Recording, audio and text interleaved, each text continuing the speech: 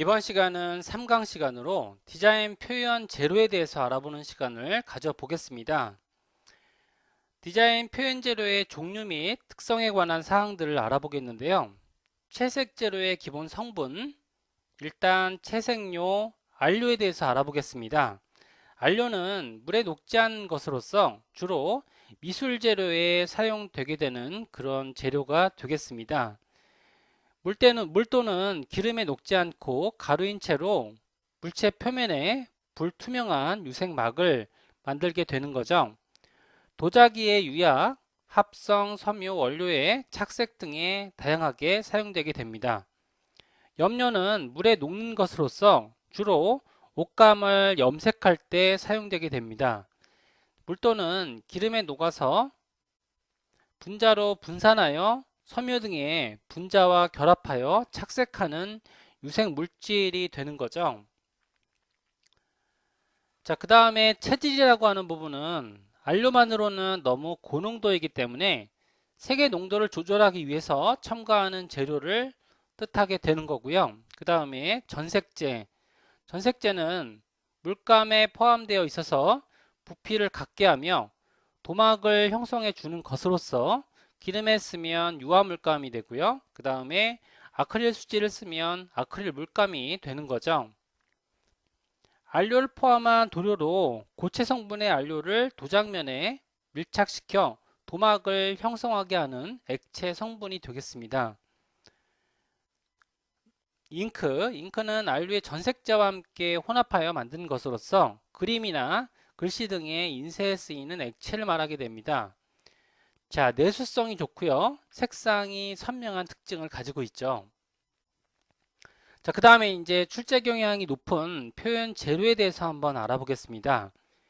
자, 이제 매직 마커. 매직 마커는 이제 일반적으로 저희가 제품 디자인의 렌더링 시에 많이 쓰여지게 되는 그런 기법들이 되겠고요.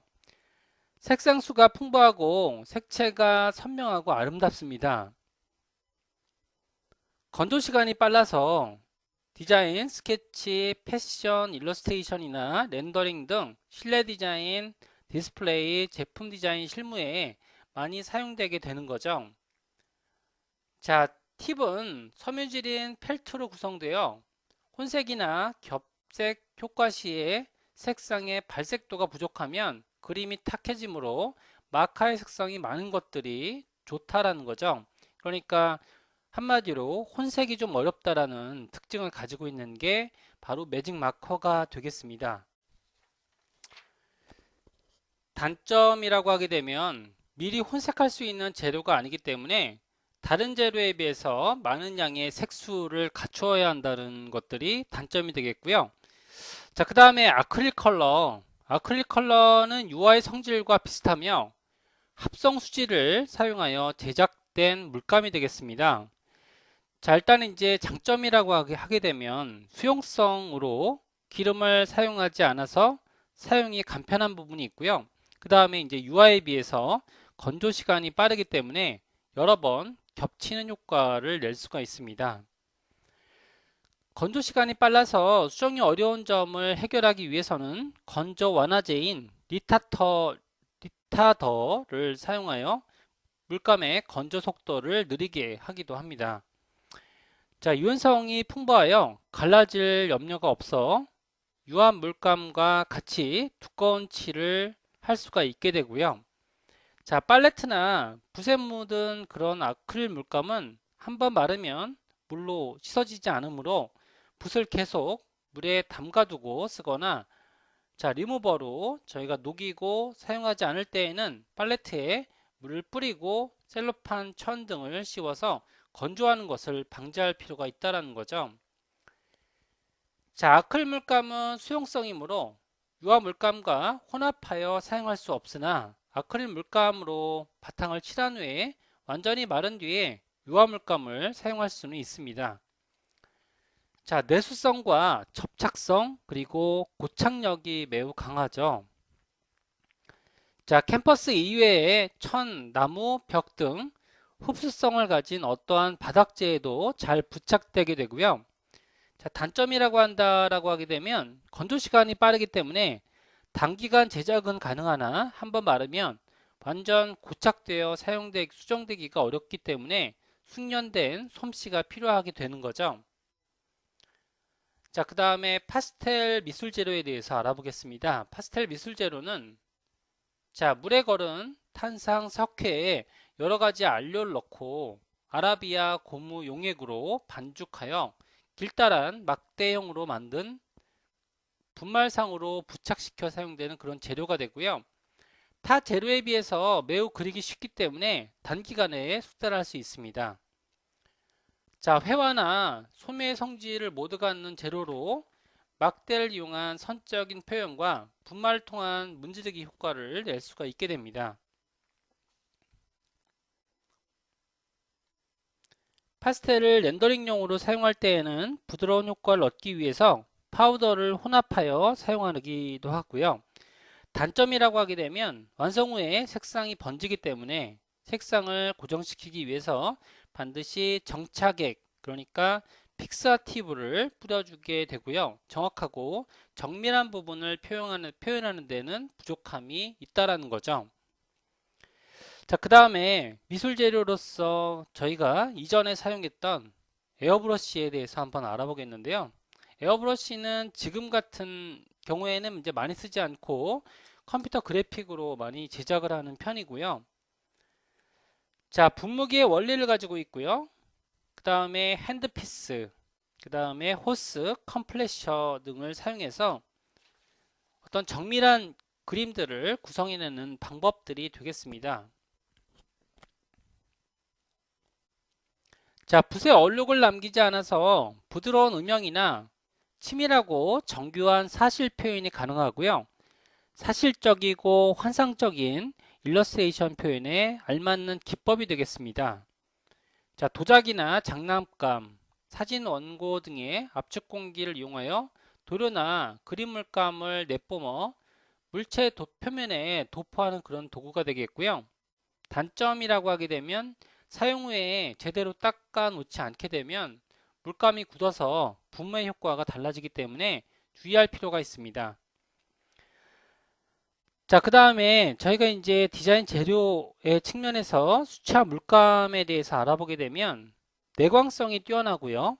그리고 색채가 선명하고 가장 맑고 투명한 효과를 내는 채색 재료가 되겠습니다. 그래서 자, 물에 용해되는 아라비아 풀과 혼합된 안료를 말하게 되는 거죠. 그래서 이제 각각의 그림적인 특성들을 보게 되면 이전까지 배웠던 아크릴 물감, 그 다음에 이제 유화 물감은 이제 디자인 재료에 해당되지 않는다라고 설명이 되고 있는데요. 자, 디자인 표현 재료로서 아크릴 물감과 그 다음에 파스텔, 그리고 마커, 이런 것들이 어떤 특징을 가지고 있는지, 자, 디자인 재료에 따른 완성된 그림들을 잠깐 보는 걸로 그렇게 하겠습니다. 자, 유화 그림을 보게 되면 캔버스에다가 이렇게 기름을 통한 이런 반발 원리를 사용해서 그려지는 방법들이 바로 유화가 되고요. 표현 방법들은 이런 식으로 그림 그리는 어떤 느낌이 이렇게 완성이 되는 거고요. 그 다음에 파스텔에 대해서 한번 알아보게 되면 파스텔은 저희가 이제 미술용품에서도 많이 배울 수 있죠. 그래서 이제 도구 자체는 이렇게 생겼고요. 색상을 혼합해주는 방법으로 만들어지게 됩니다. 그래서 완성이 되면 뭐 이런 식의 파스텔 기법으로 만들어지게 되고요. 이런 식으로 부드러운 표현 기법들을 가지고 있는 것들이 저희가 파스텔 기법들이 되는 거고요. 자, 그 다음에 수채화는 많이 아시죠? 미술 시간에 배우신 적이 있죠. 그래서 수채화는 지금처럼 이런 식으로 수채화 물감을 사용해서 밝은 색부터 시작해서 어두운 색으로 이어지는 그런 표현 기법들을 가지고 있는 거죠. 굉장히 유려하고 밝은 느낌을 가지고 있는 것들이 되고요. 자, 그 다음에 이제 마카 느낌은 마카는 이제 매직 마카라고 보통 얘기하기도 하고요. 매직 마카는 이제 지금 보드 마카 형식으로 이렇게 생겼고요.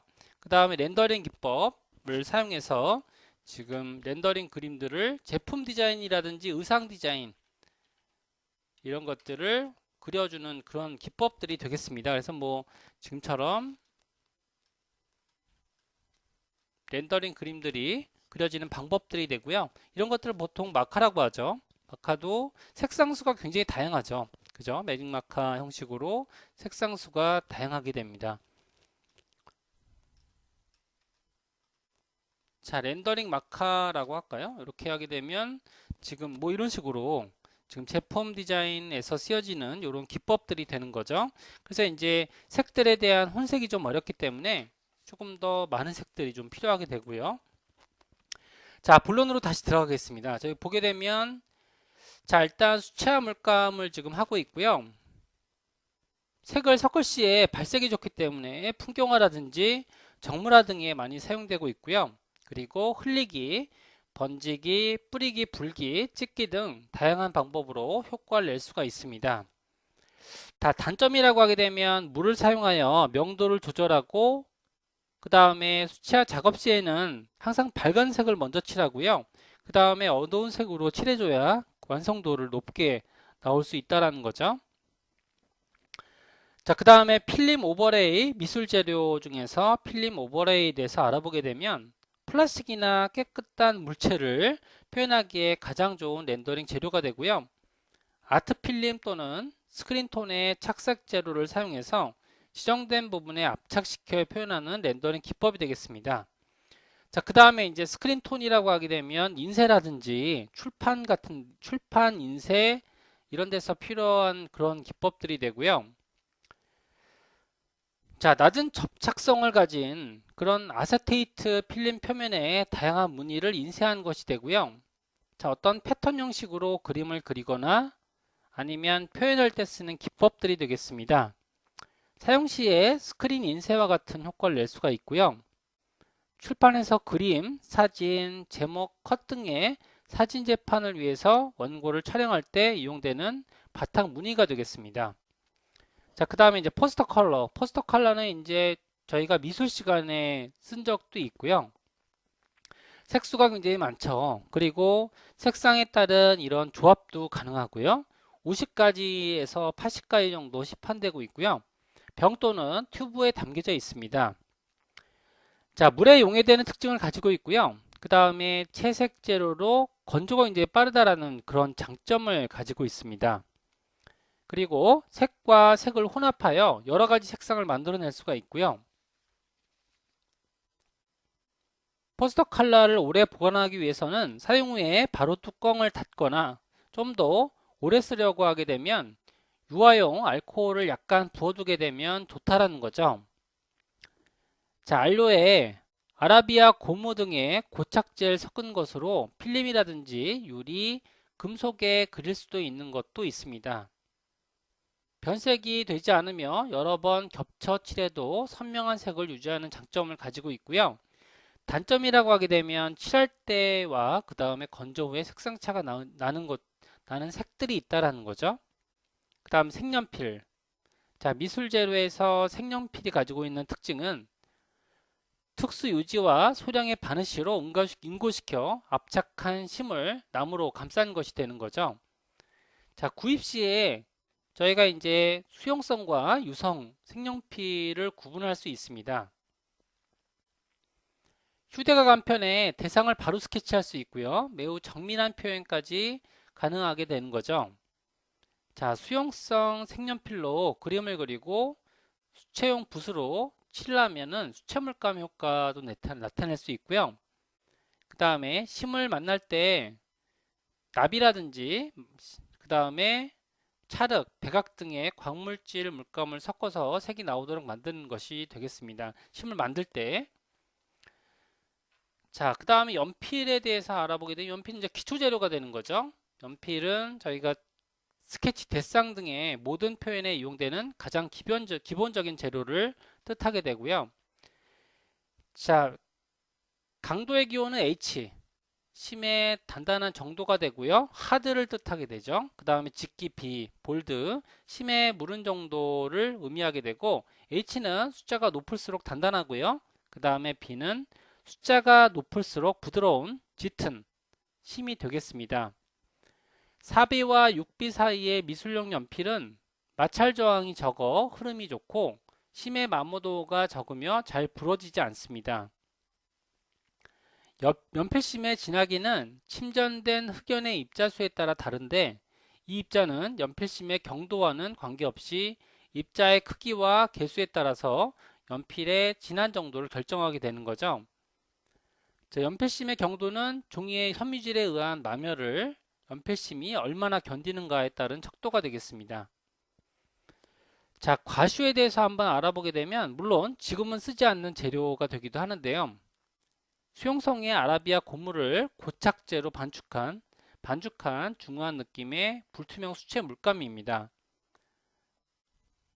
넘어가는 걸로 하고요. 그 다음에 이제 템페라라고 하게 되면 악교나 달걀의 노른자 등을 안료를 녹인 불투명한 그림 물감으로 고대 서양화에 사용된 대표적인 표현 재료의 한 가지가 되겠습니다.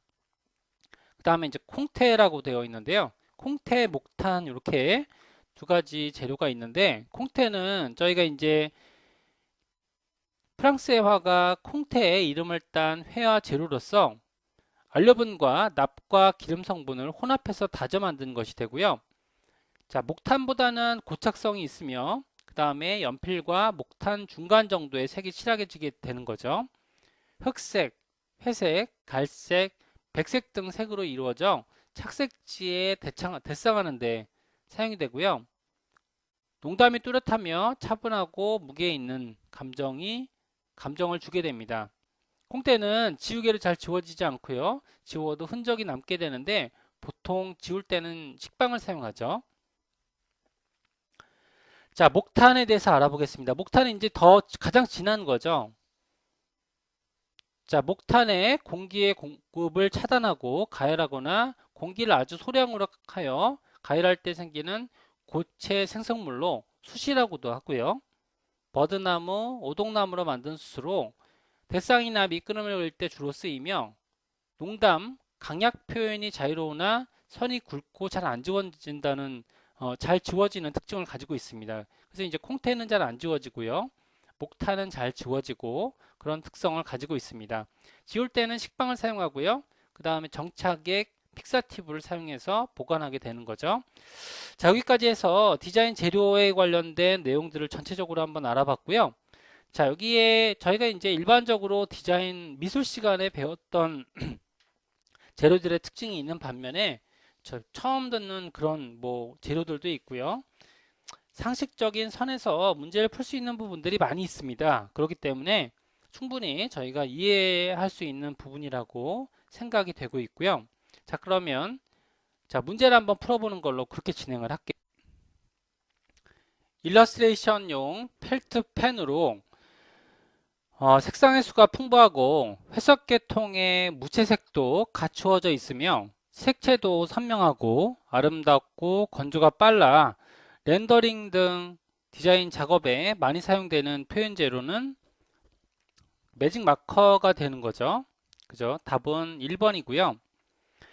자, 그 다음 문항을 보게 되면 다음 채색 재료 중에서 플라스틱 심으로부터 연속적으로 수성 또는 유성 잉크가 나와 채색할 수 있도록 러프 스케치에 가장 많이 사용되는 재료는 파스텔이 되겠습니다.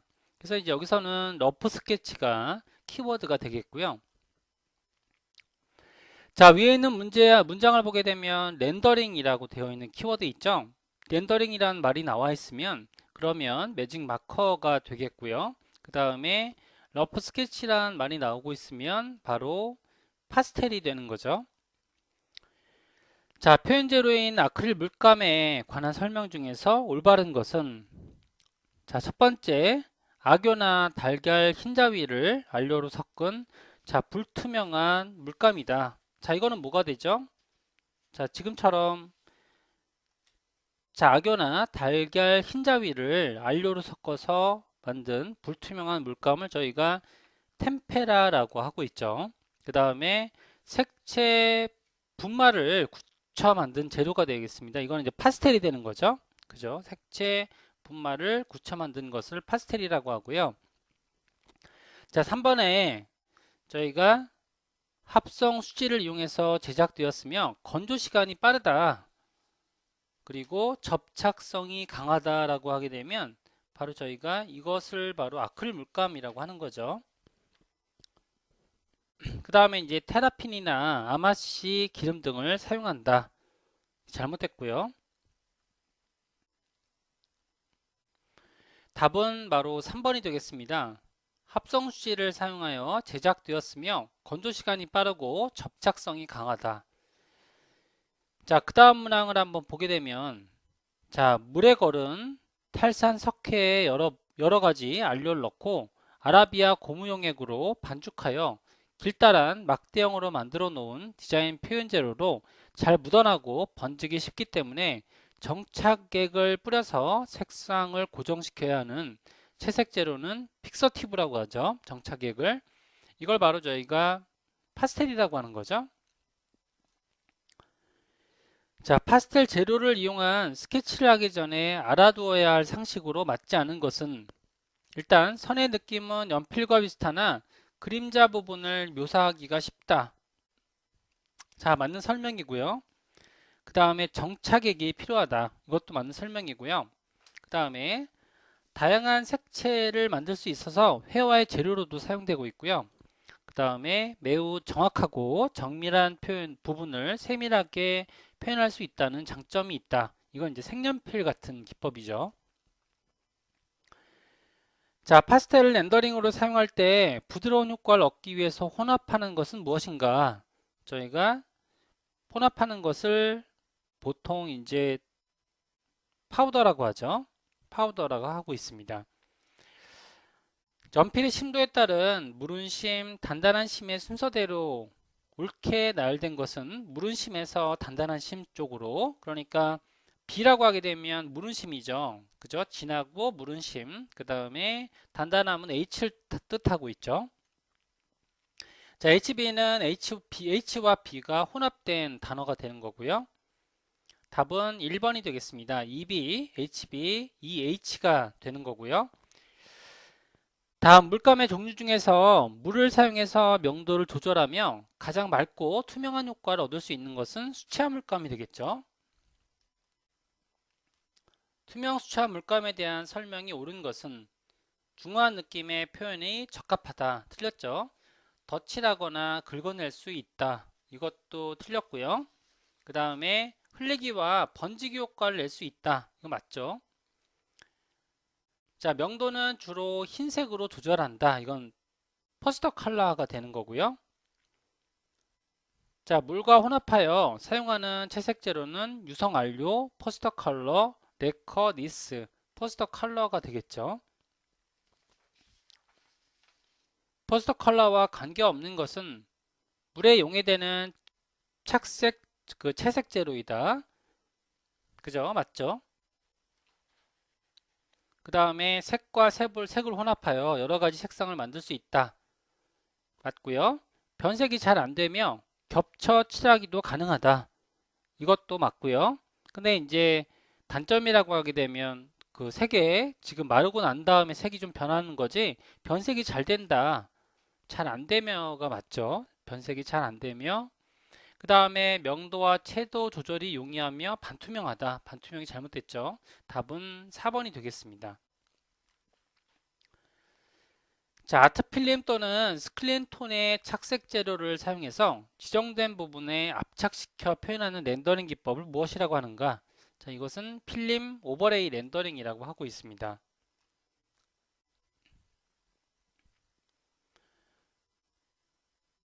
자, 에어브러시 건이라고 되고 있는데요. 에어브러시 건은 일반적으로 저희가 배웠던 그런 기법들 중에서 어떤 기법이 됐었냐면 에어브러시라는 기법이 되죠. 그래서 이제 에어스프레이 기기의 중요한 부분이다. 구조는 도료를 안개 형태로 분무하여 피 도작물에 옮기는 선단부와 그 밖의 조절 장치, 공기, 밸브 및 본체로 구분된다. 이것도 맞고요. 그 다음에 이제 종류는 도료와 공기의 분사 방식에 따라서 외부 혼합식과 그 다음에 내부 혼합식이 있다. 그 다음에 중력식, 흡상식, 압송식은 내부 혼합식에 속한다. 4번이 틀렸다고 하죠.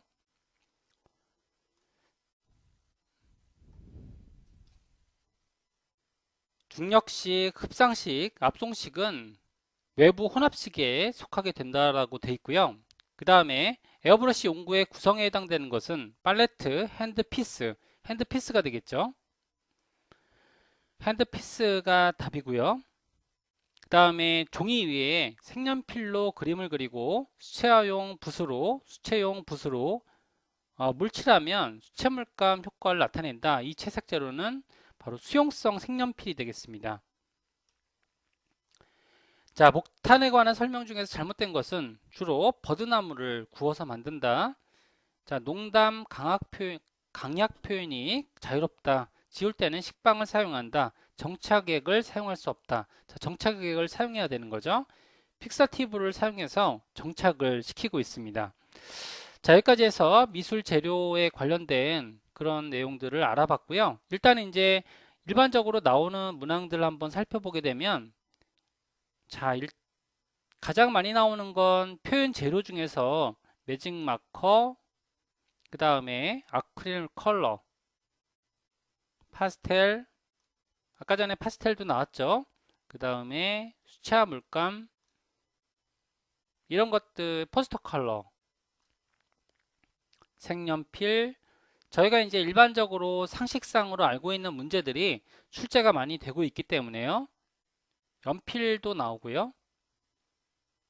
그 다음에 목탄, 이런 문제들이 많이 나오고 있습니다. 그래서 이제 조금만 주의 깊게 문제를 풀어보시게 되면 쉽게 저희가 답을 얻을 수 있는 그런 단원이 되겠습니다. 자, 여기까지 해서 미술 재료 중에서 중요한 내용들을 위주로 해서 공부를 한번 해봤습니다.